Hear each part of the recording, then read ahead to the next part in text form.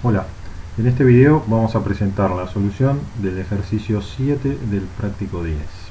El ejercicio 7 trata sobre resolver operaciones con matrices. Es un ejercicio de examen donde la parte A nos pide que especifiquemos un TAD matriz de naturales conteniendo al menos esta lista de 4 operaciones que aparecen aquí listadas. Una constructora que crea una matriz de n por m de naturales, donde n es la cantidad de filas, m es la cantidad de columnas. La matriz creada contiene un 0 en cada entrada, fila, columna definida. También se asume que n y m son mayores que 0. Por otro lado, vamos a querer, dados una matriz m, un número de fila f y un número de columna c, devolver el natural ubicado en esa entrada, en ese lugar de la matriz, y asignar valores en los distintos lugares de la matriz. Dados una matriz M, un número de fila F, un número de columna C y un natural LM, asignar ese valor LM a la entrada FC de M. Y por último, obtener los resultados, o sea, visualizar los datos que tenemos cargados en esa matriz por fila y por columna. Imprimir fila e imprimir columna van a ser dos operaciones que, dadas una matriz M, el número de fila o de columna, imprimen todos los elementos de la fila o de la columna respectivamente. Finalmente podemos también pensar en una operación destructora que libere toda la memoria del TAD una vez que se finalice con su uso. Entonces, lo primero que vamos a hacer es, tenemos una buena guía de cuáles son las operaciones que tenemos que definir. La parte A de este ejercicio, repito, solo nos pide la especificación. Una especificación de un TAD en general consta de 3 posibles partes. Las operaciones, obviamente, que van a integrar el conjunto de operaciones del TAD, con sus pre y postcondiciones. Eventualmente algunas de esas operaciones pueden no tener precondiciones, pero sí todas tienen postcondiciones. Las postcondiciones, recuerden, son aquellas condiciones que se cumplen cuando termina la operación, o sea, cuál es el resultado, el efecto de la operación sobre la estructura, sobre los datos. ¿Está bien? Esa es la postcondición. Y las precondiciones son condiciones que podemos exigir, por ejemplo, para que las operaciones tengan sentido, como por ejemplo la división entera no puede realizarse con denominadores igual a 0, entonces podemos exigir que el denominador sea distinto de 0, y de esa manera definimos como funciones parciales que no operan sobre todo el dominio de aplicación de las operaciones. Si las operaciones son totales, entonces no requieren de precondiciones, se pueden aplicar sobre todo el dominio y obtener un resultado coherente. ¿Bien? Entonces vamos a analizar, crear la matriz. Aquí nos dice la última frase: se asume que n y m son mayores que 0, de modo que la operación de creación de la estructura no va a hacer ningún chequeo al respecto. Por lo tanto, sería razonable pensar que exijamos, mediante la escritura de una precondición, que el usuario, advertirle al usuario que la operación de creación, la constructora que va a crear la matriz, espera que esos n y m, esos naturales m y n que definen la dimensión de la matriz, sean justamente naturales, sean enteros positivos. Por otro lado, tenemos otra constructora. ¿Sí? Si fuéramos agrupando las operaciones según su tipo, digamos, otra constructora que es la que nos permite asignar valores a los distintos elementos de la matriz en determinadas posiciones f y c. En este caso, lo que tenemos que advertir es que tanto f como c tienen que estar en el rango definido de la matriz. La matriz va a tener n filas y m columnas, por lo tanto los números f y c tienen que pertenecer a los rangos mayor que 0, digamos, no pueden ser, tienen que ser positivos, y menores o iguales que n y m respectivamente. Luego tenemos una selectora que nos permite justamente obtener el valor que hay en determinado lugar de la matriz. Ese lugar va a estar indicado por f y c nuevamente, que deben pertenecer a los rangos correspondientes a las dimensiones de la matriz. Y por último, las operaciones de impresión de datos reciben además de la matriz, un solo parámetro que es el indicador de fila o de columna, que también debería pertenecer al rango correspondiente, digamos, de la dimensión correspondiente de la matriz. De modo que estas serían un poco las restricciones que necesitamos imponer sobre nuestras operaciones. Ahora vamos a ver cómo quedaría escrito en nuestro lenguaje C asterisco una especificación para este conjunto de operaciones. Acá podemos ver, nuevamente definimos por practicidad el tipo de datos uint para designar a los enteros positivos. Entonces tenemos la constructora, agrupamos por tipo de operaciones, ¿sí? Acá tenemos las constructoras, la constructora que crea el TAD, que recibe los dos naturales para determinar la dimensión de la matriz, la precondición es que esos números enteros sean positivos. Luego tenemos la otra constructora que nos permite insertar valores o insertar elementos. En realidad los elementos de la matriz siempre van a estar. Lo que vamos a querer es asignar valores, por lo tanto la postcondición de esta operación es justamente que en el lugar CF de la matriz va a haber un elemento cuyo valor va a ser igual a n a partir de que se termine de la ejecución de esta operación, y requerimos que f esté en el rango de la matriz M, en el rango de las filas en este caso, y C pertenezca al rango de válido para las columnas de la matriz M. De modo que este va a ser el nombre, aquí vamos a corregir, el nombre para los predicados que estaríamos necesitando, que los definimos a continuación, en rango fila y en rango columna, que justamente si n mayúscula, m mayúscula son las dimensiones de la matriz, entonces lo que va a verificar es que el valor f pasado por parámetro sea mayor que 0, o sea que es positivo, y estrictamente menor o igual que n. Y lo mismo para el rango columnas, solo que le cambiamos el nombre del parámetro y lo comparamos contra la otra dimensión de la matriz. Por último, la selectora, que nos permite conocer el valor de un elemento dado, dado una fila y una columna, que vamos a pedir que la fila F esté en rango fila y la columna C esté en rango columna. Retornamos el valor del elemento FC de la matriz. Las operaciones de salida serían imprimir fila e imprimir columna. Lo mismo, le pedimos a F y a C que estén en rango correspondiente y nos despliega los elementos de la columna, y por acá escribimos la destructora que libera la memoria reservada por la matriz M, que simplemente recibe la matriz M por referencia. De esta manera estaríamos completando la parte A de este ejercicio. Ahora vamos a seguir con las siguientes partes. Bien, ahora vamos a continuar con la parte B de este ejercicio, donde nos piden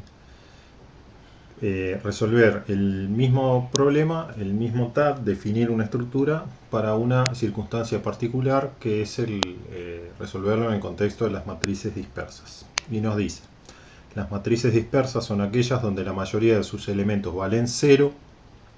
Para almacenar este tipo de matrices se busca optimizar el uso de memoria, no reservando memoria para aquellos elementos de la matriz que valgan 0, buscando otra forma de representarlo. En realidad, como sabemos que todos los valores de la matriz van a ser positivos o 0, todos los que valgan 0, digamos, se pueden representar de la misma manera, es el mismo valor, el 0. Y una de las formas de ahorrar memoria, ya que es saber qué elementos valen 0, no representarlos, o sea, no reservar memoria para representar los ceros, y solo representar los valores que son distintos de 0. Bien, eso es un poco la idea de ahorrar memoria, que lo podemos hacer con matrices dispersas, porque en general esa condición de ser dispersa implica que hay muchos elementos cuyo valor es igual a 0. Entonces hay una posibilidad grande de poder ahorrar memoria. Nos dicen, implemente el TAD matriz anterior, o sea, con la especificación que resolvimos en la parte A, asumiendo que lo que se quiere almacenar son matrices dispersas. ¿Está bien? En ningún lado es importante notar que de la especificación que hicimos en la parte A no se desprende, no está restringido exclusivamente al escenario de matrices dispersas. O sea, hicimos una especificación para matrices en general de naturales, pero no tenemos información o no implica esa especificación que hicimos asumir nada respecto a la composición de valores de la matriz. No implemente las operaciones, simplemente defina las estructuras de datos necesarias explicando la representación diseñada, haciendo hincapié en cómo representa los elementos que valen 0. En realidad sería más bien como sin representarlos lograríamos, obviamente que hay que tenerlos en cuenta, o sea, no podemos dejar de tener en cuenta que en determinados lugares de la matriz el valor que hay es un 0. La ventaja, donde podemos sacar ventaja de esto, sacar partido, es que donde hay ceros podemos asumir que son en todos los lugares donde no hay otros valores, ¿no? Entonces solamente reservar memoria y representar los valores distintos de 0, en cuyo caso, si quisiéramos, ¿cómo sabemos que hay 0 en una determinada posición, en una matriz en una representación que saca provecho de que las matrices son dispersas? Bueno, si nosotros queremos recuperar el valor de la posición IJ y ese valor o ese elemento IJ no está representado, es porque vale 0.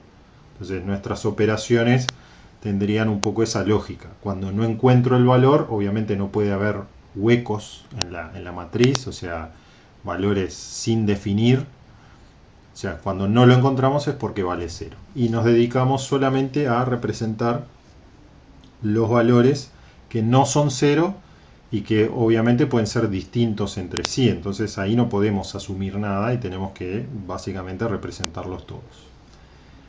Bien, entonces esta es la letra. Vamos a ver un poco en el papel cómo podemos llegar a representar este tipo de matrices. Y también en la especificación, que está aquí al lado, pero primero vamos a motivarla un poco escribiendo, desarrollando una solución en papel y luego ver que esta es coherente, consistente con la que tenemos escrita acá al lado. Entonces, una posibilidad es representar la matriz, o sea, lo que nosotros sabemos es que, por ejemplo, las matrices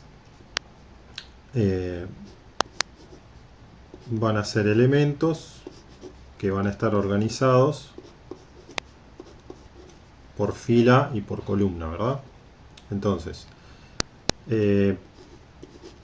vamos a hacer así, en principio, para tener un esquema inicial. Lo que podemos ver es que, por ejemplo, nosotros podríamos decir, bueno, esta es la columna 1, la columna 2. En una matriz dispersa podría pasar que esta fuera la columna 4 o cualquiera, o sea que salteemos columnas, esta es la 7. Nos puede pasar que en realidad, y bueno, y así sucesivamente, ¿no? Nos puede pasar lo mismo en el sentido de las filas. Y en este caso nosotros estamos diciendo que la columna 5 y la columna 6 no están presentes, o sea que no hay elementos en ninguna de las filas en esas columnas. En la 3 lo mismo. Pero nos podría pasar, por ejemplo, que en la columna 2 haya 2 elementos, en la columna 1 haya 4, en la columna 4 haya 3, en la columna 8 haya 5 o hasta 8. ¿Está bien? Y así sucesivamente mientras estemos en el rango definido de las matrices, de las dimensiones n, m. ¿Está bien? Entonces, una posible representación es decir, yo voy a representar mi matriz como una lista de columnas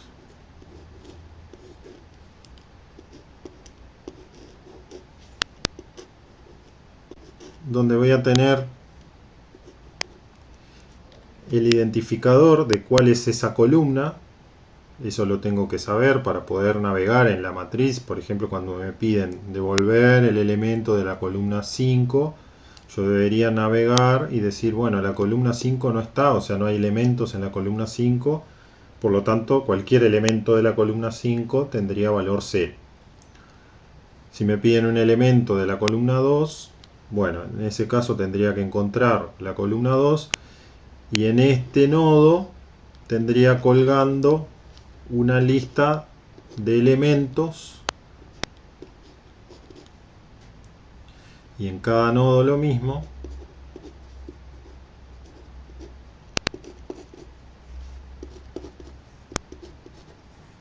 que me permite navegar por fila. Una vez que estoy en la columna que deseo, si encuentro la columna del elemento que me piden, luego busco el elemento de la fila correspondiente, o sea, parado en una columna, en qué fila quiero posicionarme, ya sea para actualizar el valor de ese dato o para devolver el valor de ese dato. Ahora, ¿qué me puede pasar? Como estas filas, estas columnas no son de largo igual, e incluso acá lo que me puede pasar es que este elemento corresponde a la fila 1, pero este elemento corresponde a la fila 3 y este a la fila 7. ¿Sí? Y acá tengo un elemento que empieza por la fila 2 y otro, este sí, por la 3 y este por la 5, 6 y así sucesivamente. ¿Está bien? Entonces, decíamos por la, bueno, no importa, cualquiera.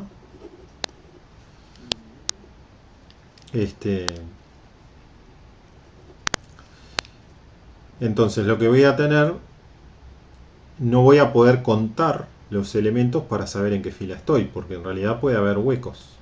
De modo que esta información en el dato tiene que contener información sobre la fila. No es necesario sobre la columna, pero sí sobre la fila. ¿Está bien?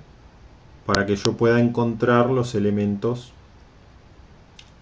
de la matriz que son distintos que 0. Esta misma lógica se puede instrumentar simétricamente. Digamos. Yo podría tener una lista de filas y elementos por columna. Y entonces el dato que necesitaría tener en cada celda sería el número de columna. ¿Está bien? Como es análogo, es simétrico, digamos, bueno, elegimos esta. Y la representación escrita en el código está dada por la estructura que figura acá a la izquierda. Vamos a tener una celda que van a ser nuestros nodos, donde voy a almacenar el número de fila, voy a tener el valor del elemento y un puntero al siguiente, a la siguiente celda, que va a estar en la misma columna en una fila distinta, una fila mayor. ¿Sí? Así que en celdas tengo representada, en el tipo celdas tengo representado las listas de celdas que van a ser en realidad mis columnas. Por lo tanto, como pongo acá, las columnas se modelan como listas de celdas. De modo que la estructura columna va a ser una estructura enlazada en la que voy a tener un número de columna, voy a tener celdas, o sea, una lista de celdas, que le voy a llamar elements, porque van a ser los elementos de esa columna, y voy a concatenar las columnas, ¿sí? Este puntero son estos punteros de por acá. O sea, voy a tener una columna con el número de columna, con la lista de elementos y con un puntero a la siguiente columna, que va a tener su número de columna, su lista de elementos y un puntero a la siguiente columna. ¿Está bien? Así voy a tener representadas todas mis columnas, de modo que a grandes rasgos vamos a tener otra información, pero lo grueso va a ser que nuestra matriz se va a modelar como una lista de columnas. Como decía hoy, también podríamos modelar como una lista de filas y tendríamos la representación como simétrica respecto de filas y columnas. Pero además en nuestro cabezal vamos a querer tener, además de el campo columna, que van a ser nuestra lista de columnas, vamos a querer almacenar el rango de fila y el rango de columna, o sea, las dimensiones de nuestra matriz. ¿Por qué? Porque bueno, habíamos visto que en la especificación íbamos a necesitar implementar los predicados está en rango fila y está en rango columna, que lo que van a hacer es chequear los valores de entrada contra estos valores para saber si la fila columna deseada del elemento que se quiere consultar o actualizar pertenecen a la dimensión de la matriz. Y de esta manera tenemos una representación que según la parte B nos permite representar sacando provecho de que no tenemos que representar a todos los elementos, sino simplemente algunos. De repente en algún caso podemos estar hablando de que el grado de uso de la matriz, digamos, es de un 20%. O sea que solo hay 20% de los nodos que son distintos que 0 y por lo tanto nos estamos ahorrando de representar ese otro 80%. En este caso la matriz, el tipo de datos que estamos trabajando son naturales. Que uno podría decir, bueno, no ocupan tanto lugar, un natural se representa con pocos bytes, pero podríamos estar hablando en otro escenario de imágenes, por ejemplo, que pueden ocupar mucho lugar, u otro tipo de datos que puedan ocupar mucho lugar, y entonces ese ahorro podría ser muy significativo. También puede importar las dimensiones de la matriz, por más que sean tipos de datos simples o no tan complejos como los naturales. Si estamos hablando de una matriz de 100%, ya tendríamos que reservar lugar para 10.000 números naturales y capaz que solo necesitábamos el 20% de eso o el 30% de eso. Si estamos hablando de una matriz de 1000 por 1000, estamos hablando de 1.000.000 de elementos y así por delante, por más que el tipo de cada dato no sea muy costoso de almacenar, en realidad la cantidad de elementos crece cuadráticamente, de modo que podría crecer cuadráticamente. Las matrices que estamos definiendo en realidad no necesariamente deben ser cuadradas, pero bueno, ese sería un ejemplo como para visualizar la ventaja que podemos sacar de una definición no estándar, en el sentido de que no usando tipos estáticos como podría ser definir una matriz con vector de vector. ¿Está bien? Bueno, a continuación vamos a seguir con la parte C. Bien, ahora vamos a retomar el ejercicio en la parte C, donde nos dice que debemos suponer que nos solicitan implementar las operaciones imprimir columna e imprimir fila definidas en la parte A, en la especificación que definimos en la parte A, para que el tiempo de ejecución de esas operaciones sea orden n más m peor caso, siendo n la cantidad de filas y m la cantidad de columnas de la matriz. La pregunta ¿es posible hacer esto con la implementación que propusimos en la parte B? Si es así, justificar, y si no, proveer una nueva representación que así lo permita. Entonces lo que vamos a hacer es analizar si es posible con la representación que tenemos cumplir con este requerimiento. Entonces acá lo que tenemos es la definición que resolvimos en la parte B, y este era el esquema. En este esquema, vamos a analizar, por ejemplo, imprimir una columna. ¿Cómo sería imprimir una columna? Nosotros vamos a recibir, según la definición que tenemos, imprimir columna, recibe la columna y la matriz y despliega los elementos de esa columna. En nuestro caso,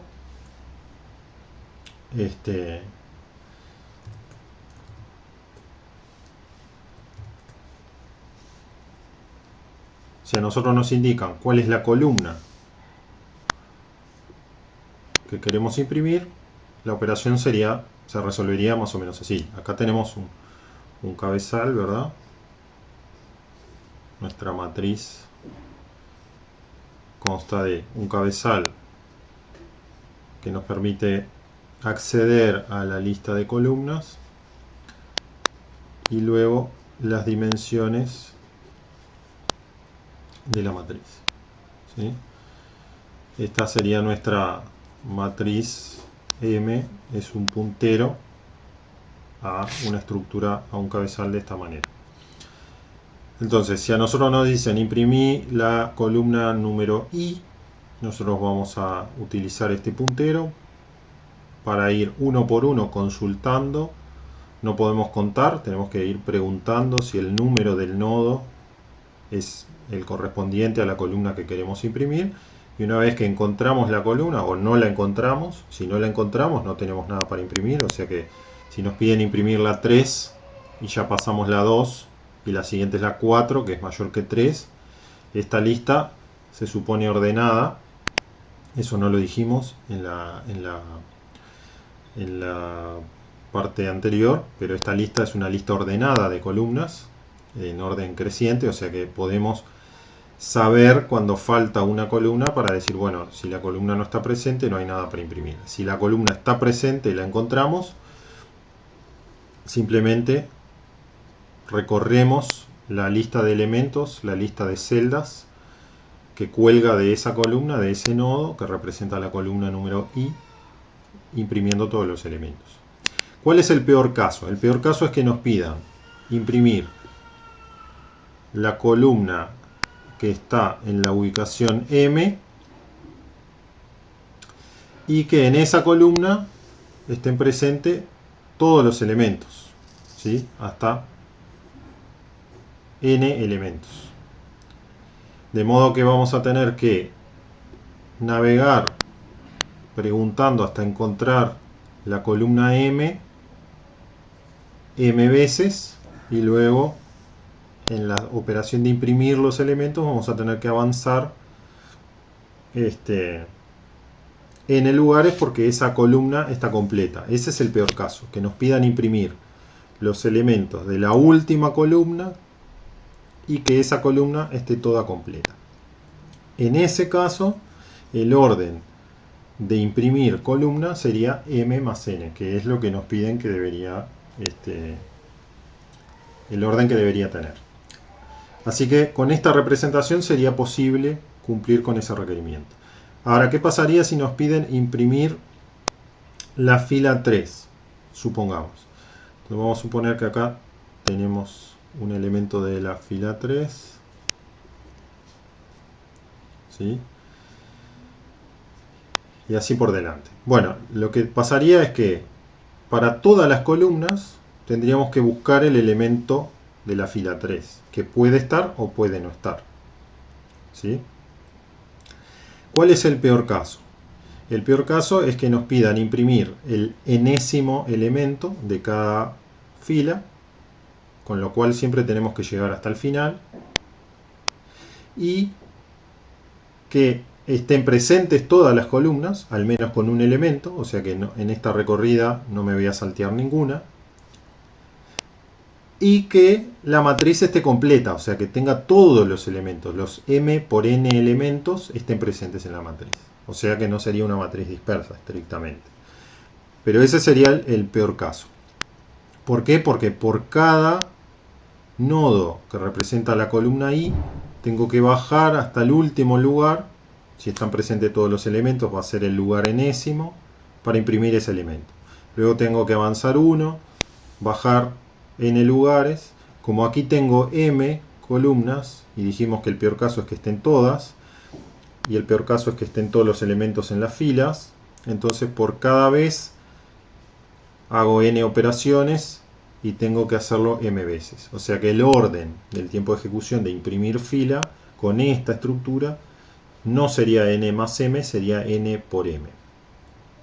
Entonces, ¿qué podemos hacer para resolver esta situación? Bueno, lo que tendríamos que hacer es tener representada de la misma manera las columnas y las filas.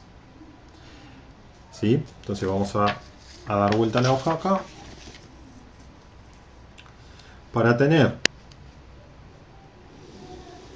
representadas las filas y las columnas, vamos a suponer que tenemos algo así.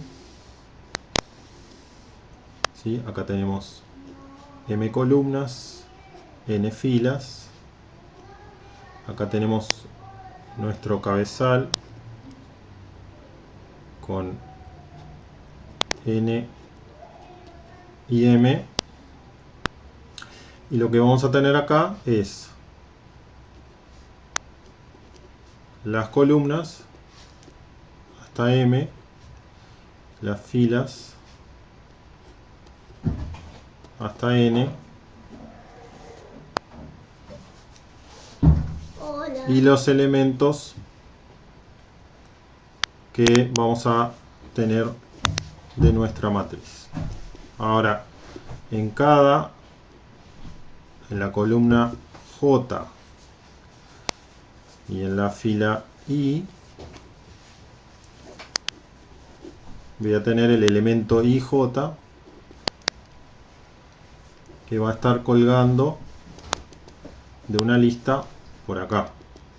Y también voy a necesitar acceder a una lista por acá. ¿Está bien? Entonces, de esta manera voy a poder navegar los elementos de una fila recorriendo de forma enlazada, elemento tras elemento, todos los elementos de cada fila, así como los elementos de cada columna. De modo que acá mi representación va a requerir una lista de columnas y una lista de filas. ¿Sí? Esta lista de columnas y de filas, acá la representé como si fueran vectores, en los que si la columna no está, voy a tener un puntero a null, y si la fila no está, voy a tener un puntero a null de este lado, por ejemplo. ¿Está bien? Me pueden pasar cosas como, por ejemplo, que el primer elemento de esta columna sea un elemento de por acá. ¿Está bien?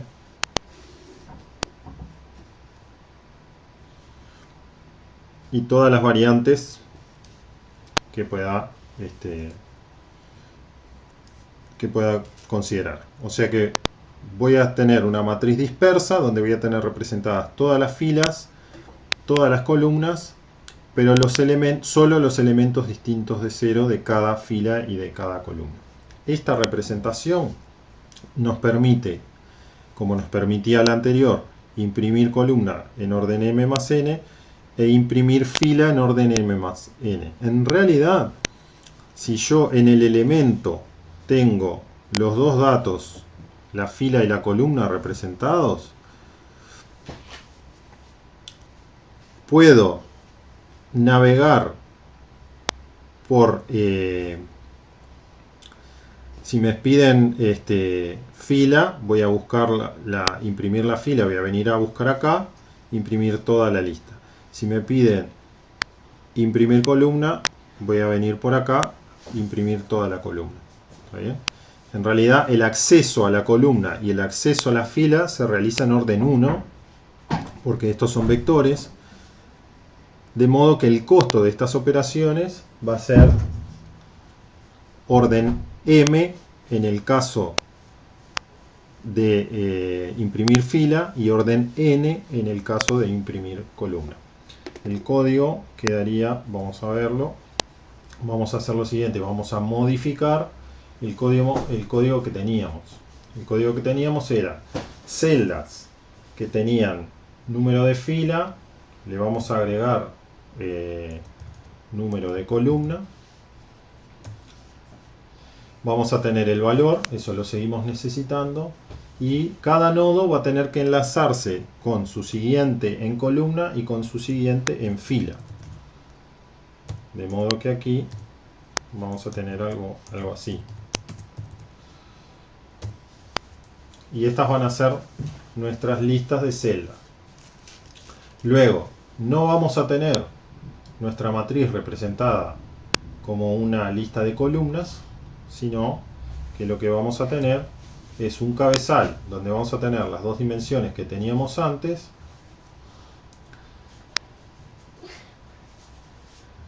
Acá vamos a poner dos listas de filas y columnas, y entonces acá lo que vamos a tener es la lista que va a ser un vector. En realidad la representación es la misma, la definición va a ser la misma, de celdas que se van a llamar las filas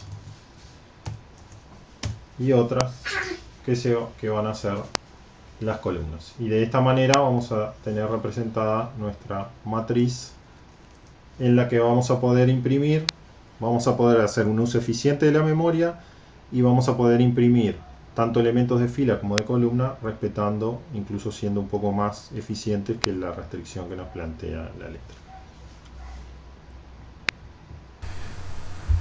Bien, ahora en esta parte vamos a implementar, en realidad vamos a escribir un pseudocódigo para las dos operaciones que nos pide la letra, que es las dos constructoras, crear matriz e insertar elementos. En primer lugar, lo que vamos a ver es que crear matriz requiere algunas operaciones bastante simples, como por ejemplo, lo primero que podemos empezar haciendo es asignar valor a rango fila y rango columnas.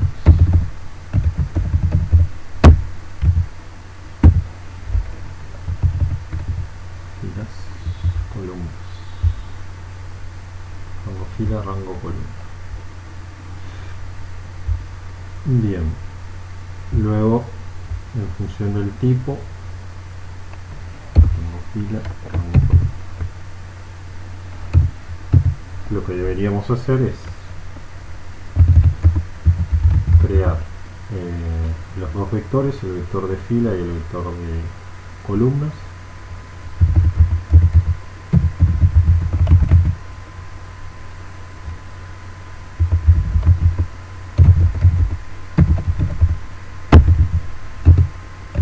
Inicializar. ¿Cómo vamos a inicializar los vectores? Bueno, inicialmente vamos a asumir que no tenemos ningún dato que no sea 0.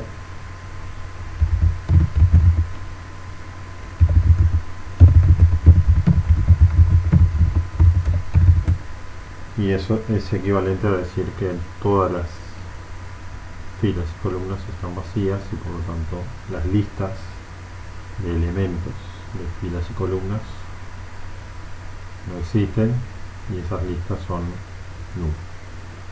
Y de esta manera, en estos pocos pasos, crearíamos una matriz. Ahora, para resolver la inserción de un elemento es un poco más complicado. Lo que vamos a ver acá también es un pseudocódigo, un esquema de cómo operar para insertar un elemento. Insertar un elemento, la operación puede implicar o bien que ya exista en el lugar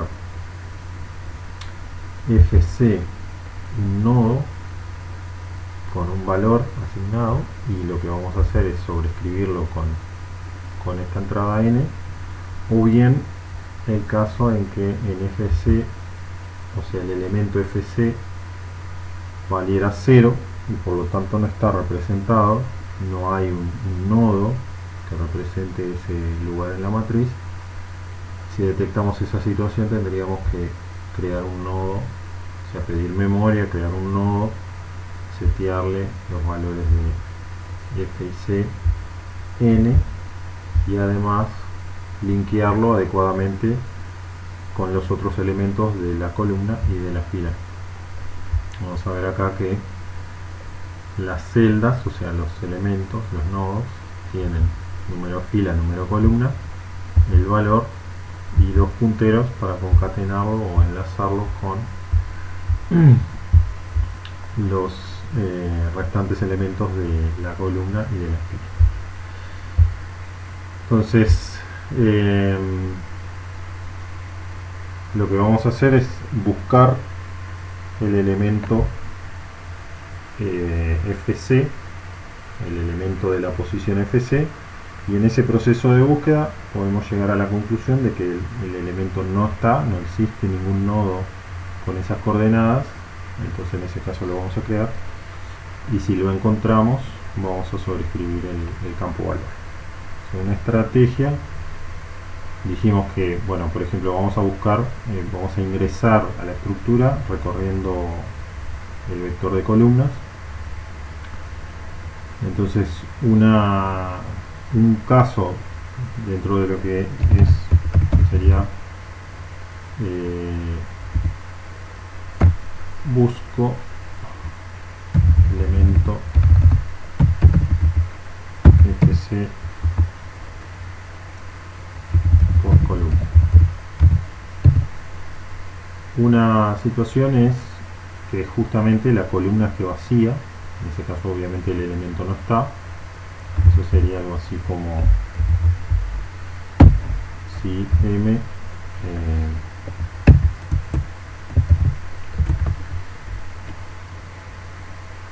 columnas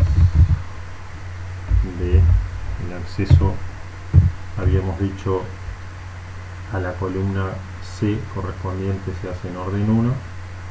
Si esto es igual a null, ya sabemos que el elemento no está, la columna está vacía, y en ese caso vamos a tener que crear un elemento, o sea, insertar una celda en el primer lugar de la columna C. Ahora, otra condición que nos pide que resolvamos el problema de la misma manera es que la columna sí exista, pero el primer elemento sea mayor, o la fila correspondiente al primer elemento de esa columna sea mayor que F. Eso quiere decir que no había en la fila F ningún elemento en esa columna y por lo tanto tenemos que insertar una celda en el primer lugar de la columna C. Esa condición sería columnas de nuevo de C, y acá número fila mayor que esta otra condición también se resuelve de la misma manera, insertando una celda en el primer lugar de la columna. Luego,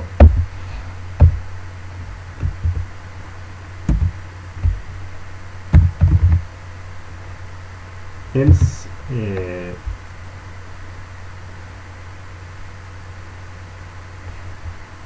nos pone en la situación de qué vamos a hacer en el else. Vamos a seguir buscando si existe la celda FC, o si no existe, encontrar el lugar a donde insertar una celda nueva con esos valores.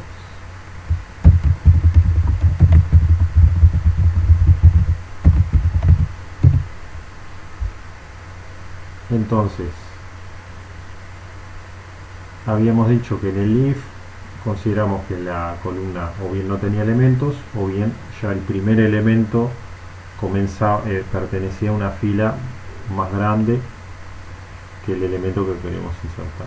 Entonces una situación que no verificamos y que podría darse sería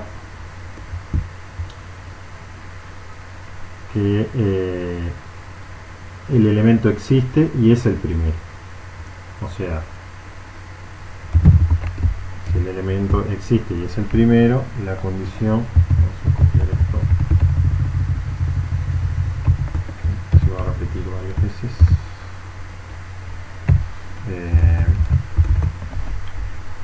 número de fila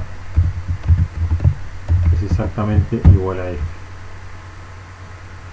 Entonces, si esta es la condición, el primer elemento que hay en la columna C es la celda CF, y entonces en ese caso lo que tendría que hacer es asignar valor igual a. Si no, o else. Bueno, y acá vamos a ver que en realidad nos va a interesar marcar que la celda existía para cuando procesemos por fila. Vamos a tener una flag existe igual true.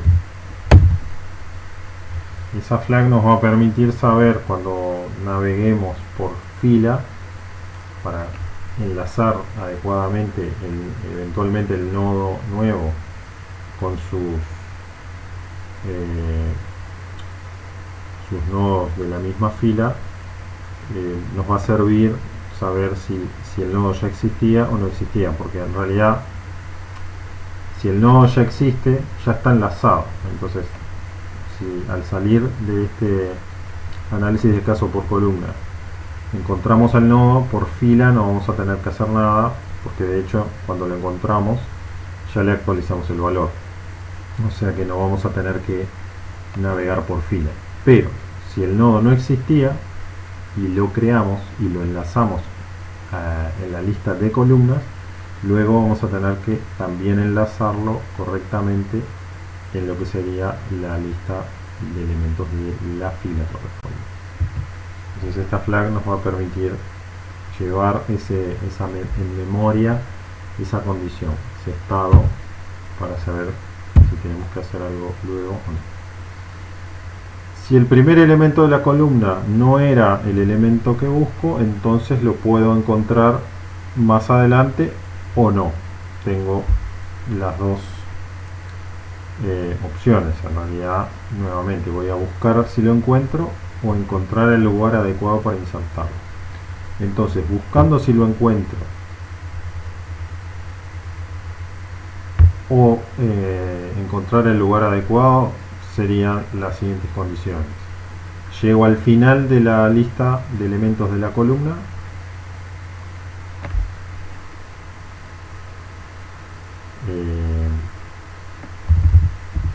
esta sería la condición. Si llego al final de la lista de elementos de la columna, o bueno, en realidad esto podríamos hacerlo, obviamente vamos a hacer algo iterativo, entonces vamos a decir mientras no llego al final de la lista de elementos de la columna y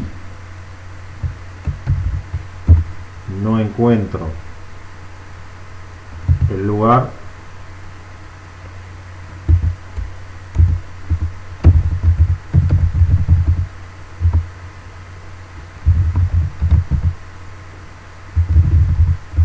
insertarlo, esta condición, el lugar a donde insertarlo tiene que ver con el número de fila, ¿no? Es como esta condición de acá. O sea, si yo ya sé que el elemento que estoy observando tiene un número de fila mayor a f, entonces el elemento nuevo no lo encontré, no existe, y debería insertarlo ya en ese momento. ¿Está bien? Porque mientras no llego al final de la lista de elementos de la columna y no encuentro el lugar a donde insertar, avanzo. Sería así, ¿no?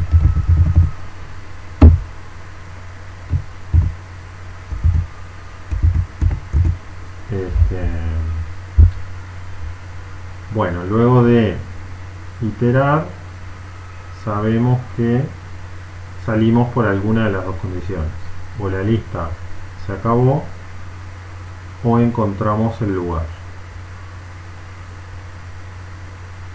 En cualquier caso, sabemos que no encontramos un elemento igual.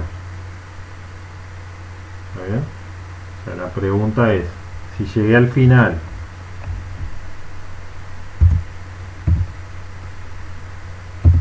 y acá vamos a marcarlo así, y mientras, entonces sería, si llegué al final o encontré el lugar,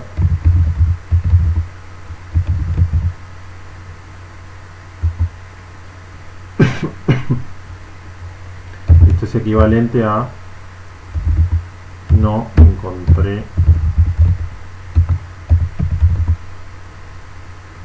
la celda FC.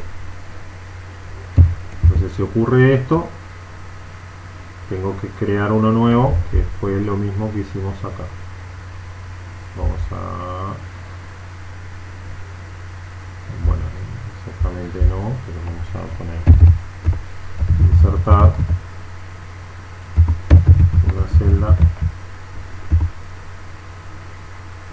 que va a ser en el lugar con dato fila F, con columna C, con valor N y bueno, enlazada adecuadamente, o sea, el siguiente de la lista tendrá que valer lo que corresponde. Si no, esto es equivalente a encontré la celda FC. Bueno, si encontré la celda FC, nuevamente vamos a hacer lo que hacemos acá cuando encontramos una celda. Asignamos, o sea, sobreescribimos el valor de la celda con el nuevo valor n y marcamos esa situación en nuestra flag existe. Y acá termina la búsqueda por columnas. Acá vamos a marcar este en if, digamos, y acá también este otro.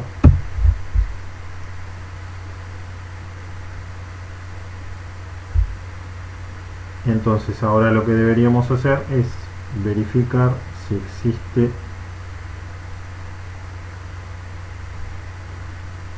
solo si existe el elemento. O sea, si no existía el elemento, tenemos que linkear el nuevo nodo a nivel de la lista de filas. Entonces sería, si no existe,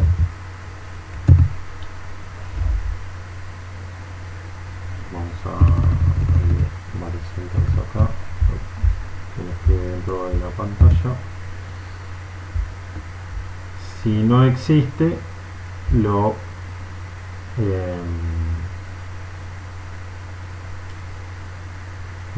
creé un valor nuevo, creé un nodo nuevo, ¿no? Si no existe, hice insertar en celda o insertar acá. En estos casos tengo que hacer un new, crear una celda nueva, asignarle los valores y enlazarla a nivel de columna.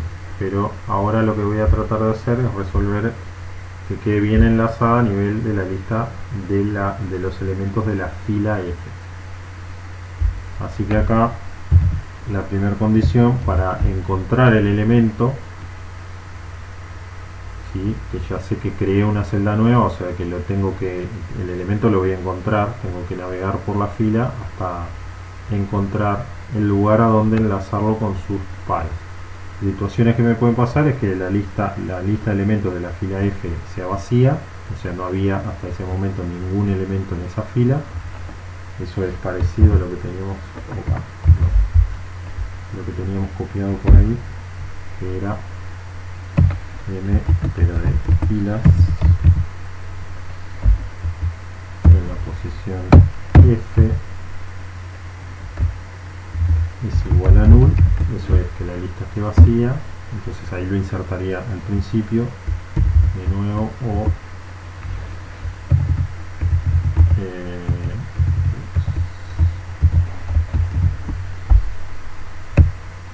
fila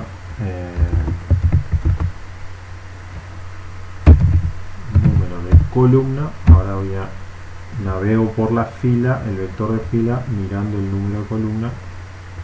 Si es mayor que C, entonces sé que el primer elemento ya pertenece a una columna mayor a la que a C, o la fila no tenía elementos. En cualquiera de estos dos casos vamos a enlazar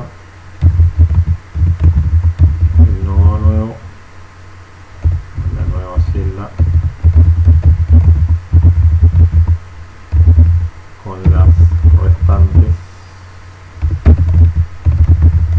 de la fila F. Si no, tengo que encontrar el lugar a donde enlazarlo.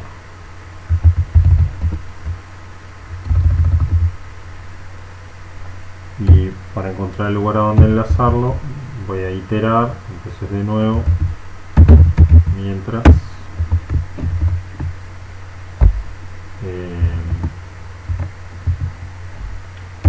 no llego al final, y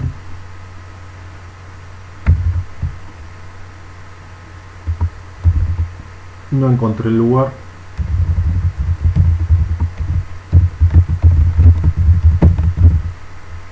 avanzo.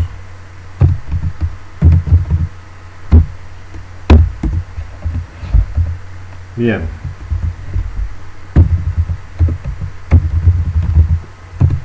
Lo que me queda al salir de este bucle es que ya sé en qué lugar debo insertar la celda que creé en la primera parte del algoritmo, y bueno, entonces acá lo que tengo que hacer es enlazar lo mismo, ¿no?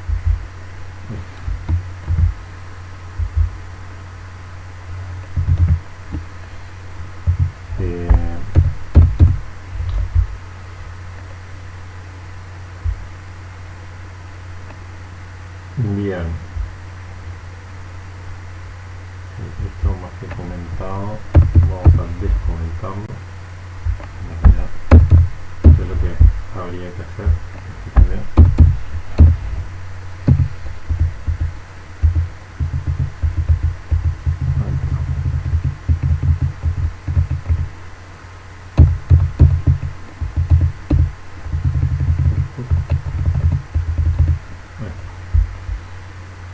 Bueno, una vez que insertamos, lo que nos queda considerar acá es, aquí se terminan los casos, y este si no es que la celda ya existía, y lo que hice cuando recorrí por columna fue actualizar su valor de n de modo que en este caso no haga.